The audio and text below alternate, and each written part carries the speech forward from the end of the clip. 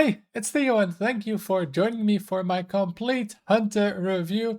We got a card coming up that is pretty bananas. Yes, sorry, I had to make a joke, I know, completely original, nobody else will think of it. And yeah, we'll be going over every Hunter card from across the Timeways. And as always, I cover a new class each day, so make sure to subscribe to stay tuned. And if you missed any of my reviews, there is a playlist in the description with all of them in it.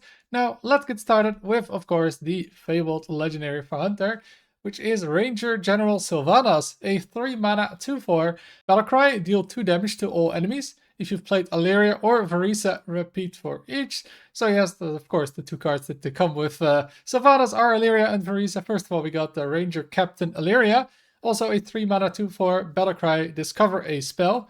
If you've played Sylvanas or Verisa, repeat for each. And then Verisa is Ranger Initiate Verisa, also a 3 mana 2/4. Battlecry, give minions in your deck +1/+1. If you've played Alleria or Sylvanas, repeat for each. So these cards keep buffing each other, but first of all, let's just take a look at each card separately before looking at their synergy. Then we have Sylvanas, I mean, a 3 mana 2/4 that does 2 AoE damage. That's pretty good, right? It's just a consecrate on a minion. That's a solid card. Then Alleria, I mean, discovering a spell on a 2/4. That's not so good. Like, yeah, 3 mana 3/4s discovering spells don't get played. So this is just worse. So yeah, not the greatest card.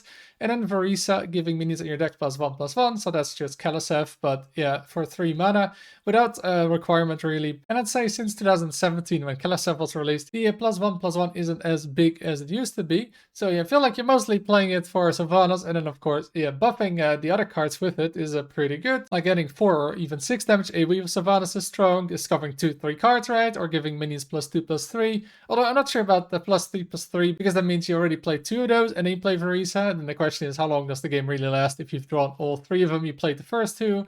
Is that really worth it? I'm not entirely convinced. So to conclude, yeah, I'm not entirely convinced by these because, yeah, well, like, Sylvanas is a good card, especially if you get the Battlecry multiple times. The other cards just aren't as amazing in Hunter, and like, what Hunter deck do they even go into? But still, I'll give it 3 stars. I think Sylvanas is a pretty good card, and they're not like terrible effects on the other cards, especially if you get multiple of them. And the second card we have for Hunter is the Kelderai Fletcher, a 1 mana 1/3. Your hero power costs 0 while your hand has 3 cards or less. So if you go first, you play this on 1, you can immediately hero power. So that seems really strong in yeah, pretty much any aggro deck. But yeah, the aggro decks for Hunter, they're often kind of focused around beasts right now. And I'm not sure really Hunter has enough support. Like, we'll get to a few more cards for Hunter that really support the aggro Hunter type. But outside of that, I'm not quite sure there's enough for Aggro Hunter. But in Aggro Hunter, this just looks really good, right? You play it on 1, get that hero power. The next turn you get a free hero power. It's just a 1-drop that deals a lot of damage. It has 3 health, so it's not that easy to clear on turn 1. So quite a good card for Aggro Hunter. I'm just, yeah, not sure if we'll see those Aggro Hunters, because right now they're just kind of Beast Hunters. So I'll be giving this card 3 stars. Then the second card we have for the Aggro Hunter is the Precise Shot, a 2 mana spell. Deal 3 damage. If this is exactly in the center of your hand, deal 5 instead.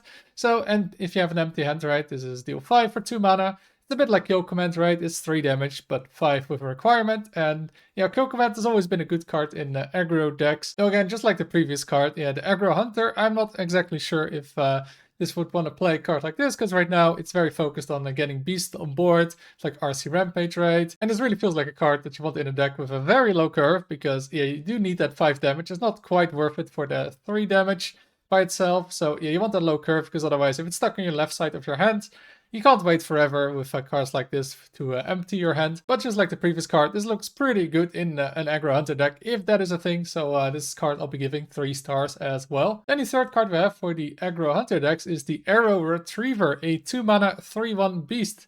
Battlecry, draw until you have 3 cards. So another card that fits perfectly in an Aggro Hunter deck. Though yeah, the card is a bit understated, but the Battlecry can be pretty powerful. We've had cards like this before that let you get your hand to like 3 cards, and those have been seeing play back in the day. And yeah, this one though, yeah, you need your hand to be empty, but if you can play that really low curve with like the previous 2 cards, right, and some other very aggressive cards, this might just be pretty good in those Aggro Hunter decks. Not so much in other Hunter decks, right? I think those Hunter decks too often have a bunch of cards in their hand for quite a while, and yeah, you don't really want to have this card stuck for too long in your hand. And this card often drawing 2 or 3 cards for 2 mana, yeah, that's really good in those aggro decks. so that yeah, you just don't run out of cards. So again, just like the previous 2 cards, this looks like a solid aggro card to me. Just yeah, we'll see if Aggro Hunter sees play. So again, I'll be giving this 3 stars. And then we're getting to the legendary with the bananas. It is King Maluk. Yeah, definitely not Mukla.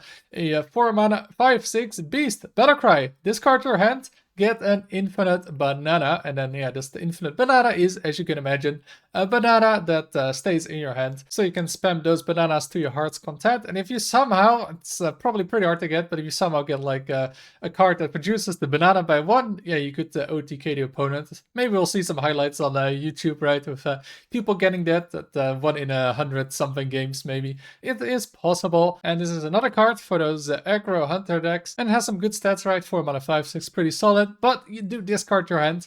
And well, yeah, with an aggro deck though, that may not be that big of a deal still. It means that you might not want to be playing on curve, right? You kind of want to empty your hand. But then maybe with the draw card, yeah, you want to draw first and you keep this in your hand all the whole time. And then once you have an empty hand, you play this, you get the infinite banana. Yeah, but then if your board gets cleared, then all you have is the banana. Not the greatest.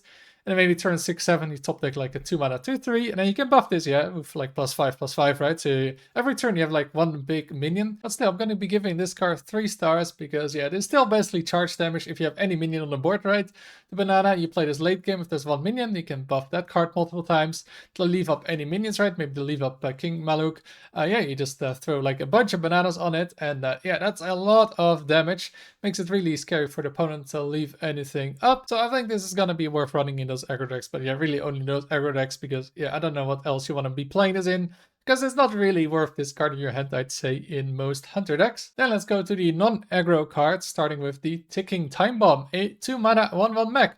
Death Rattle, destroy a random enemy minion. So this is like a delayed Deadly Shot for Hunter, and Deadly Shot isn't exactly good. Yeah, it's a 2 mana, you can play it on turn 2. Is that gonna be amazing? Like, maybe you kill a 2-drop, or maybe you don't kill anything, right? It has 1 health. There's not much max energy in Hunter. Like later in the game, like maybe if you run that Terror Skill Stalker for 2 mana, you can proc it. Like that's 4 mana, 2 cards combo to kill 1 random enemy. That also doesn't seem worth it. I don't really see why you want to be playing this card. Just delayed killing 1 random minion from the opponent, like your opponent can play around it. Yeah, 2 mana, it might just do nothing. Just, I don't see why you would want to be playing this card, so I'll be giving it 1 star. Then we have a new secret. Yes, it's been a while since we've gotten a new secret for Hearthstone, but here it is. It is Untimely Death. A 2 mana, well, secret, obviously. When a friendly minion dies, the turn after being played, re-summon it. So yeah, this secret seems like it's actually pretty solid. Like you can play this in advance of like a big minion raid. You can play maybe like a big Death Rattle minion, like maybe a Mountain Bear. I mean, just an example, you probably won't be playing Mountain Bear, but you can play like that. And then your opponent either leaves it up and then they take the hit, right? You get the hit with the Mountain Bear, or they kill it and you get another Mountain Bear. And that seems pretty good for just a 2 mana secrets. Also, another secret you have to play around, and that's just very annoying with random secret cards like the Observer of Mysteries. Though this card doesn't really go into the usual secret decks with like a low curve, right? Because yeah, getting like a 2/2 or 2/3 back with this one, yeah, your opponent will just kill it again. Not really worth the cost of 2 mana for a secret. But I think this can be solid in like some maybe slower decks actually, where you set up some bigger turns and just can be quite annoying to play around. So I'll be giving this card 3 stars. And the next card for Hunter is Wormhole, a 3 mana spell with Rewind. Summon a random 3-cost beast. It attacks a random enemy. So yeah, 3-cost beasts are on average like a 3/3, 3/4, though some are like 1/6, or some are 7/2 like the new beast. But overall, yeah, you get like an okay card with it that attacks a random enemy, and you can rewind if you don't get the desired outcome. But yeah, just getting a random 3-cost beast for 3 mana, yeah, it attacks, but yeah, potentially getting a good card just isn't good.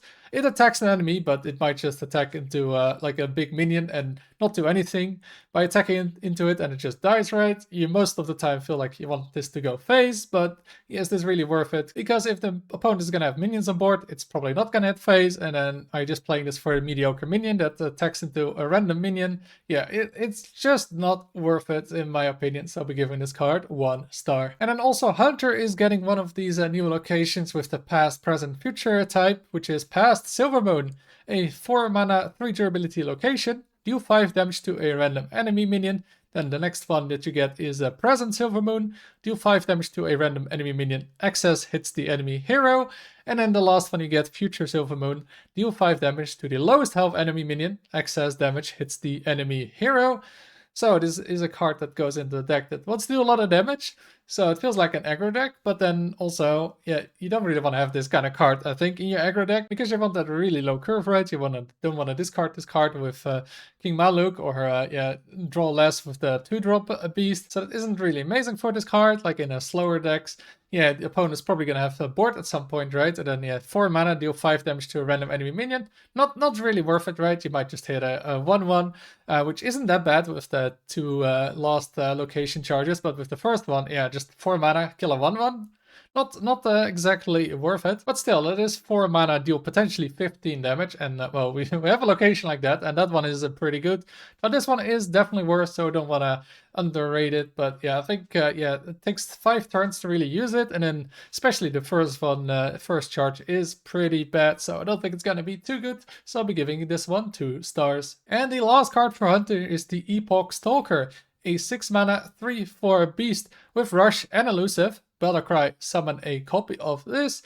So yeah, this card by itself, not so good, right? You wouldn't play this in your deck, but obviously this is a target for hand buffs, and we've had hand buff Hunter for quite a while in this meta. Though yeah, after the nerf, it kind of disappeared, because yeah, that nerf was too much for the deck. And I'm not exactly sure if this is gonna bring it back, right? It's probably has to replace then one of the other 2 cards, the 2 minions you had, either the Bumbling Bow-Up or the Mythical Room Bear, because you don't want to have too many minions in the deck, right? You just want to hit a single minion basically with a lot of buffs. But this one does have Rush and Elusive, so it is a lot harder to clear, right?